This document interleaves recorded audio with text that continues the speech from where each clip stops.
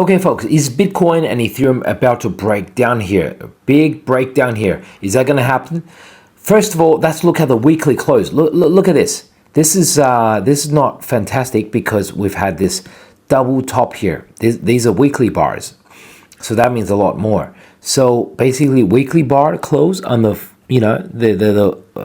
second week of July. And now this is the second week of August. They've all had these topping tails, right?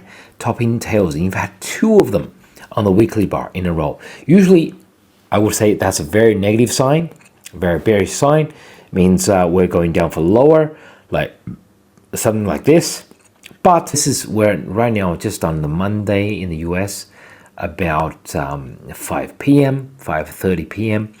And we've closed down below, look, we've closed down below this, as I said, key support area of 116.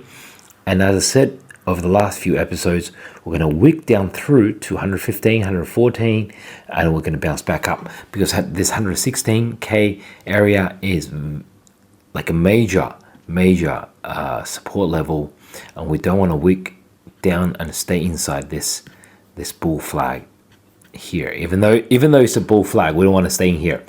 So right now it looks good, but we're probably another 3 days away from the close, the weekly close. Look, it's going to look like this. The weekly close is going to look like this. I do hope we can close up here above 117-ish, so we get a bull flag.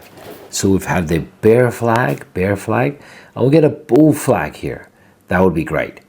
And then that signals up we go. Because there's been enough consolidation over the last 4 or 5 weeks. Yeah, it's been enough of that. The reason why, even though this chart looks quite negative, we've got a top here, right? And we've had a weekly top here, right? That would make it a double top on the weekly chart and ready to go down, especially if this 116 breaks. I'm still not that negative on it or bearish on it because even though the chart looks bad, because I kept on saying SPY or SP 500 keeps on being put on regular. That's rather than a log chart. So here we see SP 500 breaking through, just flirting with this big trend line here, and it's just basically the market is at a very decisive place. SP 500 and Nasdaq are breaking through to new highs. These are also weekly charts, right? Last 2 weeks have been positive. So if that's the case, then the market is not that worried about the PPI. The reason why Bitcoin dropping and Ethereum's dropping because they're worried about the producer price index or PPI, but the stock market is not worried about it. Look at this. This is Nasdaq 100 as well. What we just looked at was the SP 500, and now look at the Nasdaq composite. We bounce up and we just keep going. Look, I mean, this bar in itself is a little bit of a problem, but it's not a top and tail. It finished halfway up the range, right? And that's looking solid. We might get a pullback, but essentially I'm expecting a pump up, right? So it's not a major issue for me. So I'm expecting for prices to keep on pumping up. And here's the thing about Ethereum, right? People might think Ethereum did as badly as Bitcoin, but once again, Ethereum outperformed Bitcoin, right? But essentially, where is the rest of the market going? Where are we going to invest in? Before we answer that question, first let's answer the question of which crypto exchange does Pablo He-Man trade in, right? Pablo uses exchange that's non-KYC. So that means the exchange can't even see who you are, right? Trade with Pablo to win. And that means the IRS can't see you, the CIA can't see you, the tax office can't see you, FBI, nobody can see you, right? Just by trading, there's weekly prizes of up to $25,000, right? So just by joining, you probably get a joining fee up to $400, and that trade to win with Pablo. And here it is. Every week, there's $2,000, $4,000, $8,000 giveaway, $15,000, $25,000, all sorts of prizes every week. And you can win by overall trading volume, or you can win by overall trading P&L, profit and loss, right? There's many ways to win. So this is essentially a great deal. And if you're watching this on YouTube right now, the link is in the description below. The link is in the description below. Yeah, like this one, we just click on my profile page and then click the link tree or stand link here because it's a great deal. There you go. And okay, so let's get back to the markets, folks. But just keep in mind, this deal is only on the Pablo Human link because this is a great deal and limited time only up till September 12th. ETH on the weekly doesn't look that bad. See, here's the thing.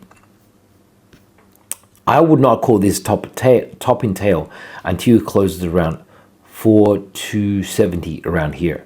But this, see, for the entire bar here, ETH closed about halfway up the bar. So that's actually not bad. That's actually not bad. We can, as I said, we can have a dip down to about 4,000-ish area. Why did I say that? Because I said this was ABC pattern. We have A, B, C, something like this, right? And why did I say we close around 4,000? Because all of the, let me put it on weekly chart.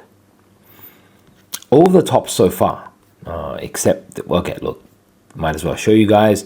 This is a top around November 2021. That was the all-time high. And then since then, look, all these tops, since this is 2024, these tops have been around 40, 70, right? 3,900, just below 4,000. And here are 40, 70 and 40, 70 once again. So therefore, during this pullback, we think, as I've been saying, it probably hits 40, 70 and then bounce. And if we look at the daily chart, right, we're observing an ABC pattern here. As I said in my last video, stay on the page.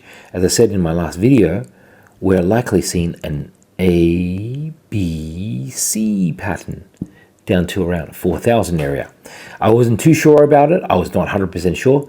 But I said if Bitcoin went down, then Ethereum would do ABC pattern down like that I was talking about. All right, folks, now we're in the second half of this video, and right now it's Tuesday 1 p.m.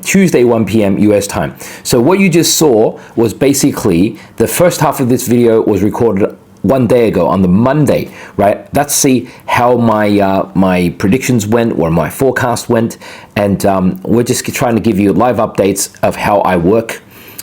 So far, we can see on this day, basically, the stocks have started to sell off. And so that would be a concern to me. I think it's the market basically just taking some caution as we lead up to Friday, which is Jackson Hole. Now, here's the weekly bar. And I'm a little bit concerned, but not overly concerned. Here's the reason why. Because on the weekly, the SPY, that's the most important one, SP 500. It's basically where, most of the US stocks are. It closed. This was a solid, green candle, and so far we haven't even taken that out yet. So that's actually, pretty good. But it's obviously at a level of resistance. It's trying to break that level of resistance. Here is what the whole picture looks like. Oops. And this is since COVID. This is COVID lows. These are COVID lows right here. And this is wave 1, wave 2 down, 3, 4, 5. And 5 is coming across to, I was expecting like 670, up to 700, somewhere around there, right? Wait for wave 5 blow off top coming in the next few weeks. So that's why this is the only chart giving me confidence right now. Not feeling too bad. But if we look at NASDAQ, which is what Bitcoin follows, this is basically closed halfway. This bar closed, that was the weekly. And this QQQ is NASDAQ 100. And in fact, we could even call that a topping tail, almost a topping tail. So let's have a look at Bitcoin and Ethereum today. They did move in the direction I was telling you guys about in the first half of the video, in the first part. So Bitcoin I said if it was one thing I was more confident about, then I was more confident about Bitcoin moving down. ETH could go either way, but if Bitcoin went down, then ETH would follow Bitcoin. So Bitcoin right now, we're about 5-6 hours away from the close of today. So Bitcoin right now is basically back into this, well, it used to be a bull flag, and that's not good. If Bitcoin comes back, that's no longer a bull flag, because you've got this and this part here. So we can't say that's a bull flag anymore, but by coming back into the channel is not good. So then that indicates we could have a retest of this 110k 109k area. And what does this mean? Well, this is what I've spoken about when Bitcoin was around here on August the 3rd. I said, look, I think we're going to get a retest this 110k area. We came very close to 111k, got stopped right there. But this 110k area, I mean, theoretically, we could wick through here and then go up. So basically, look at the number of tops here. We've got 109 here, 110, 109. This is 110. This is 112. This one is 109. This one's 108-ish, right? So basically, I see a lot of buy support here in this cluster. So if we wick down, have a panic day, can be something like 107, 108k support, right? Something like this, and then up we go. And then that's it, up we go. The final retest has been done.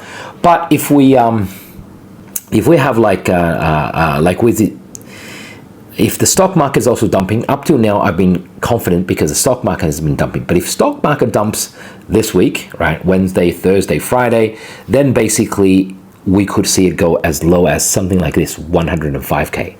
105k, yeah, I think around the 105 area.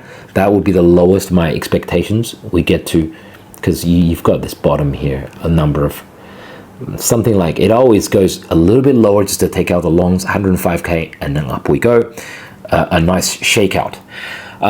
For ETH, well, ETH is coming back to the support that I named, which is in the 40-50 area. 40-50 area. This is what the ETH chart looks like right now. And basically, okay, 1 second. So ETH came back to the very close now to the 40-50 area, right? In my previous videos, I named this once again because we've had all these tops around here, right? This is 40-80, this is 39-50, this is 40-90, 40-100, and then we also have this major Fibonacci retrace at 40-70. If Bitcoin dumps and stock market dumps, then we can always wick lower to something like 3,900, right, with a wick, and then keep going. So I still think, overall ETH is the stronger one, and we've entered altcoin season 2 months ago, but there are still people saying, it didn't happen, and Bitcoin dominance is strong. So let's have a look at ETH Bitcoin, because that's one of the key ratios we need to keep in mind of. Yeah. So look, it broke through here, and now we're coming back to retest this area, 0.036. And can it break this support level and go lower? Yeah, I think it can go to around this level, 0.0345. 0.0345, right? We can see pivot bottom, couple of bottoms here, and a small bottom here. So 0.0345 is kind of where I think it could go. In general, I still expect ETH to be stronger than Bitcoin going forward in general, and altcoin season, as I say, has started 2 or 3 months ago, and people are still debating. People are still looking for confirmation. That Ben guy still saying it. Bitcoin dominance is breaking down. So Bitcoin dominance can have a bounce here. Like when we're dumping, usually Bitcoin performs better because people trust Bitcoin more. People run to Bitcoin for the protection. And yeah, I can see that. I can see Bitcoin can take a small bounce here. But in general, it's a lower low, lower high, lower low, lower high. If we don't break 61.4 and lower low, right? Sort of downtrend is what I'm expecting. And in fact, look at this. We've drawn this, right, weekly support line here. So now let's try to draw a weekly downtrend line here.